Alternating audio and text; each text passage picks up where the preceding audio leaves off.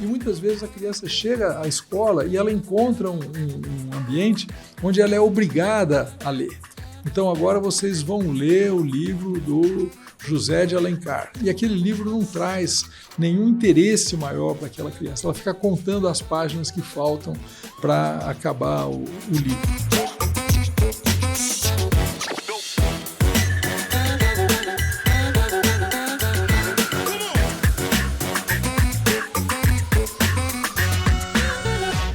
Ler nos ajuda a desenvolver a imaginação, aprimora a nossa linguagem, vocabulário, melhora a nossa habilidade de comunicação, nos ajuda a compreender o mundo ao nosso redor. Mas será que a gente sabe ler?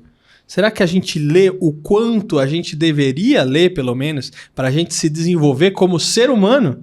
Né? Bom, você sabe que aqui no Brasil, segundo a pesquisa Retratos da Leitura no Brasil, nós estamos na posição 60 entre 70 países, ou seja, bem abaixo da média mundial. Será que isso reflete na nossa economia, no nosso país, na nossa organização, questão de criminalidade, corrupção, sustentabilidade nos negócios, na família? É possível que isso colabore aí uma boa parte daquilo que a gente tem visto e que muitas vezes a gente não gosta. E para isso, para conversar um pouquinho mais sobre isso, eu trouxe aqui o Alexandre Berbel do Game Arcos. E aí, Alexandre, tudo bem? Tudo bem, muito obrigado, Fernando, pela oportunidade. Vamos conversar um pouquinho sobre a leitura, sobre a não leitura, que é um problema extremamente grave que você acabou de levantar, e o que a gente pode fazer para remediar essa situação tão difícil. Muito bom, Alexandre. Primeiro, queria te agradecer por você ter aceitado o meu convite, vindo até aqui, né, ser disponibilizado para compartilhar um conteúdo relevante para o pessoal que acompanha aqui o canal. Agora, Alexandre, eu vi lá no site de vocês, né, que uma dos objetivos, né, talvez eu possa dizer até a missão do Game Arcos, é ajudar ou auxiliar, ensinar as crianças a ler bem. E aí eu queria te perguntar, o que é ler bem? Será que quando eu leio um livro eu não estou lendo bem? Eu estou lendo errado? É complicado isso. Nós temos o Game Arcos com o propósito de ampliar os horizontes da leitura, né? Essa frase curta, ela transmite muita coisa, né? E podemos pensar em outros termos, que seria democratizar a leitura, que todas as pessoas pudessem ter acesso a isso que é tão importante, que é essa competência leitora, o poder leitor. Uma pessoa hoje que não consegue ler, como que ela se coloca na sociedade, né? A gente vê tanta gente, crianças que passam 10, 15 anos dentro de uma escola e saem analfabetos. Isso é uma coisa terrível, né? Não precisa ir longe, você conversa com professores universitários, você vai ver que eles vão te dizer que os alunos não sabem escrever. Chegaram à faculdade, chegaram à universidade e não sabem ler e escrever. E esse é um problema crônico. Entra governo, sai governo, passam-se aí décadas e o problema persiste, né? O que fazer para resolver essa situação tão complicada, tão dramática? A criança, de modo geral, ela tem uma vontade de ler, ela tem uma curiosidade. Ela, quando está com o pai, com a mãe, na rua, ela se interessa pelas escritas, ela quer descobrir, né?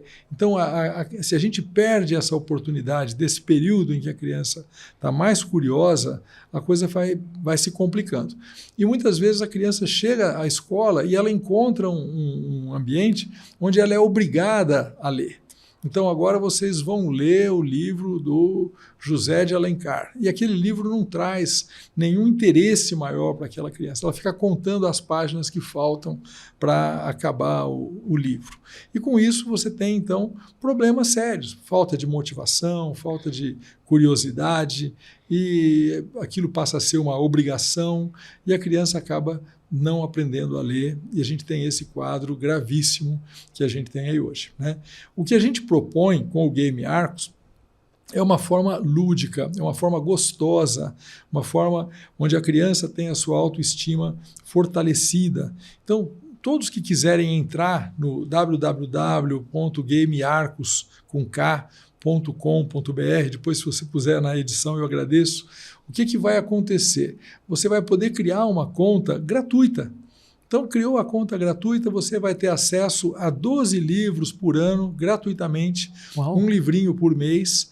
E, mais ainda, tem a gamificação. As crianças adoram campeonatos, adoram gincanas.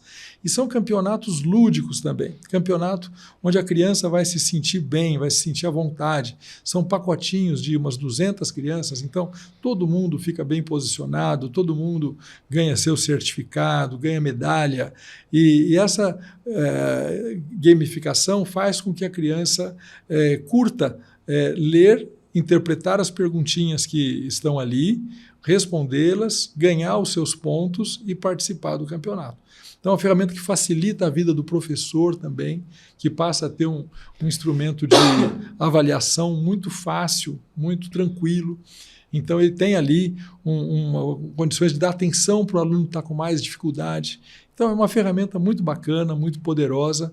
A versão mais simples dela é gratuita e as versões mais sofisticadas são muito acessíveis. Para você ter uma ideia, Fernando, o Game Arcos hoje, a versão Premium, ela custa R$20 por ano, R$19,90 por ano, R$1,65 por mês. Então é uma coisa assim, extremamente acessível para que qualquer família simples que tenha um celular dentro de casa, ela possa levar uma biblioteca com mais de 2.000 livros, português, inglês, espanhol. Então, a criança tem acesso, através da tecnologia, a esse conjunto. E facilita para o pai, para a mãe, para a avó, para a tia, lerem para as crianças, que é também muito importante, né? A criança que ainda não está alfabetizada, quando tem um adulto carinhoso que lê para ela, isso favorece demais o desenvolvimento da criança. Você sabe que você trouxe essa questão da obrigação na escola, e você sabe que, para mim, na época de escola, era exatamente isso, né? Quando a professora passava livro para ler, porque ia ter prova, alguma coisa assim, eu falava, ai, caramba. E eu lembro até hoje, né? Nossa, eu odeio ler. Era uma coisa que eu falava, né? Internamente. E aí, quando eu começava a ler o livro, a primeira coisa, eu pegava o livro na mão, deixa eu ver quantas páginas tem o livro. Aí ia lá, 168. Puta! 168 páginas. Que desgraçada, professora. Eu odeio isso aqui, cara. Aí você já começa a ler com preconceito, né? Você já começa a ler com raiva. Que raiva desse livro, cara. E aí tinha um outro livro que me surpreendia. Um dos que eu lembro que me surpreendeu foi o Escaravelho do Diabo, que eu acabei gostando. Eu falei assim, nossa, esse livro era legal, né? Todos os outros até esqueci todas o que era, até as histórias. E eu lembro que quando foi em 98, começou o negócio de internet, e aí eu comecei a usar a internet para começar a pesquisar resumo de livro. Eu falei assim, cara, não dá 168 páginas, isso aqui é um absurdo. Eu achava na minha cabeça um absurdo, né? Mas justamente por quê? Porque era motivação errada. Ou seja, eu estava vendo aquilo como uma obrigação e como uma coisa muito chata. Como sempre toda a escola foi, uma coisa muito chata, um lugar horrível, onde pessoas zoavam as pessoas, onde iam testar a minha capacidade, não como uma coisa, nossa, não, tô indo pra escola, vou aprender, vou ver coisa nova. Nunca foi um lugar, um ambiente assim, né? E é interessante porque hoje, depois, né, de mais velho, adoro ler.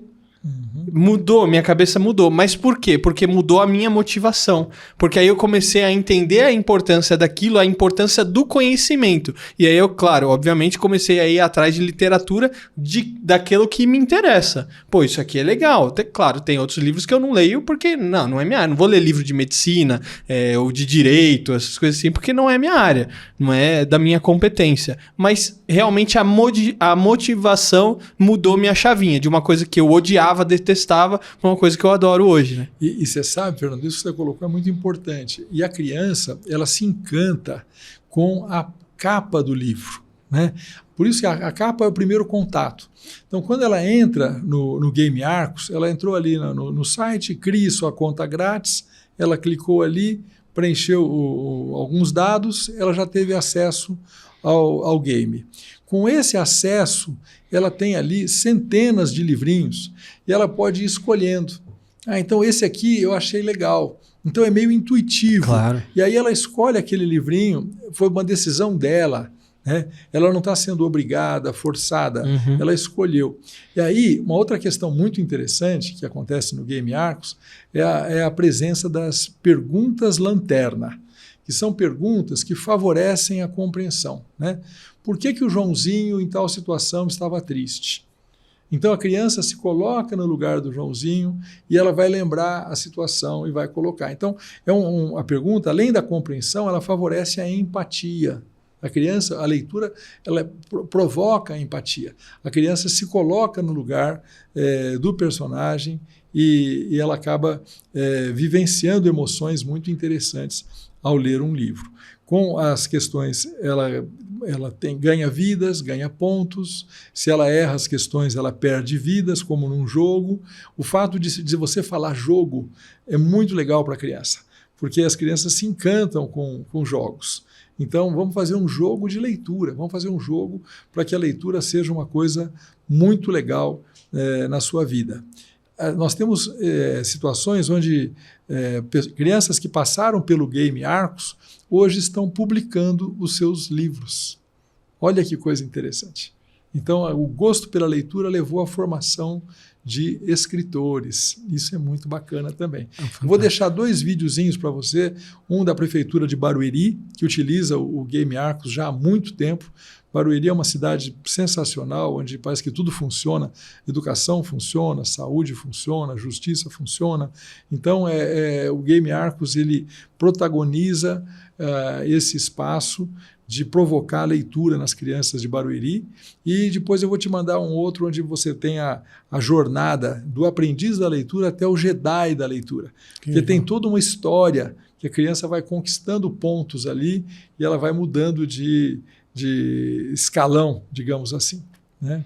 Muito bom, muito bom. E, como a gente está falando dessa parte de leitura, né, a gente está falando dessa parte de cultura. Então, eu queria chamar aqui o Érico San Juan, nosso caricaturista. Com certeza ele tem uma caricatura e uma mensagem muito bacana de alguém que foi super relevante aqui no Brasil. Afinal, caricatura também é cultura. Vai aí, Érico!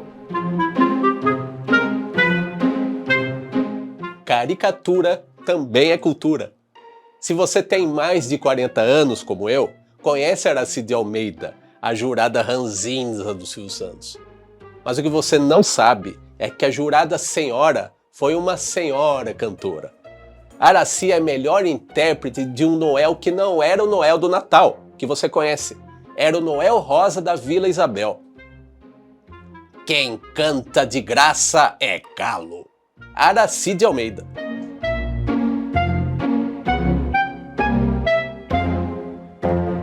Muito legal esse Érico San Juan, sempre com coisas muito relevantes e muito pertinentes a respeito da nossa cultura brasileira. Agora, ô Alexandre, você está falando, né? Uma das coisas que eu achei muito interessante que você falou, que é da escolha. Então, na verdade, ninguém está obrigando a criança a ir lá no Game Arcos, né? E eu acho que isso é uma coisa que faz toda a diferença para justamente criar o gosto nas crianças começarem a ler. Uma outra coisa muito importante que eu identifiquei na sua fala, que é justamente essa questão desses games ajudam na interpretação do texto. Cara, como que é importante, às vezes umas coisas que pra gente é comum, mas tem gente que não tem interpretação de texto nenhum, né? Tem um caso antiguíssimo de um cara que ele se dizia pastor, e aí ele pegou as fiéis da igreja e fez as fiéis ter relacionamento com ele. Aí ele falava assim, não, porque a Bíblia tá falando aqui pra mulher ser adúltera. Aí, mas como assim, né? Aí foi uma matéria lá, o pessoal foi fazer matéria lá, e aí o jornalista lá, mas onde que tá escrito? Ó, tá aqui, ó, tá vendo? Vai lá, não sei o que, adultera. Aí o jornalista falou assim, não, é adúltera, não adultera. Aí ele... Ih, é mesmo, né? Foi alguma coisa nesse sentido, né? Talvez não estou contando com os mesmos detalhes que foi a matéria, mas olha só, um problema seríssimo de interpretação, né? Quantos erros a gente não pode salvar justamente por causa disso. E realmente, esse game você tem isso, dessa questão de ir auxiliando na interpretação. Por quê? Porque ela vai ler e aí ela vai ter que responder um quiz, alguma coisa assim, né? Sim, e há uma preocupação no game com os períodos, né? A criança, quando ela está sendo alfabetizada, ela aprende as letras maiúsculas. A gente pode chamar isso de caixa alta também, ou letra bastão. Então a criança vê aquele A triangular, aquele L, né, certinho, quadradinho, e dessa forma você faz com que a criança se aproprie dessa primeira fase de alfabetização, e depois ela avança para maiúsculas e minúsculas e tal. Então, quando nós temos livrinhos para o primeiro, segundo ano do ensino fundamental e a educação infantil também, nós trabalhamos com a letra bastão para favorecer essa interpretação. Quando a coisa vai avançando, as perguntas mudam, as letras mudam também, né? Os textos vão ficando mais longos, né? Os livros são maiores, então você vai tendo livros adequados a cada faixa etária, e isso é muito importante, né? Hoje nós já temos livros tanto na educação infantil, quando os pais podem ler para os filhos, como temos livros até para o ensino médio, e temos livros em português, inglês e espanhol, que isso é uma outra coisa muito bacana. O Game Arcos está indo para a América Latina e para a África. Olha só. Então, quer dizer, uma empresa brasileira, né, levando uma biblioteca digital sofisticada, levando a gamificação, né, para os países, né, de língua espanhola, para os países de língua portuguesa da África, e levando o inglês para todos esses países, principalmente para as comunidades mais pobres, né? Ô Alexandre, agora me ocorreu uma questão que é o seguinte: o Game Arcos também não funcionaria para adultos que estão sendo alfabetizados? Porque assim, a gente ainda sabe, mesmo com o avanço da tecnologia, a gente em pleno século XXI, ainda existem muitas pessoas adultas, na fase adultas, que não sabem ler nem escrever. Será que o Game Arcos seria uma oportunidade para isso? Mas não tenha dúvida, o Game Arcos está se adaptando a todas as faixas etárias, a todos os interesses. Por exemplo, nós temos no Game Arcos aquele clássico que é a Arte da Guerra. Nossa, é fantástico. Eu li esse livro na faculdade, achei muito bom. Então, está lá disponível, né?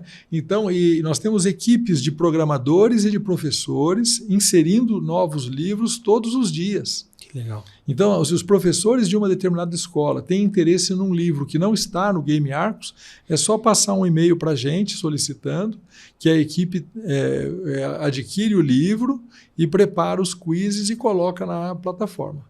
Muito bom, excelente.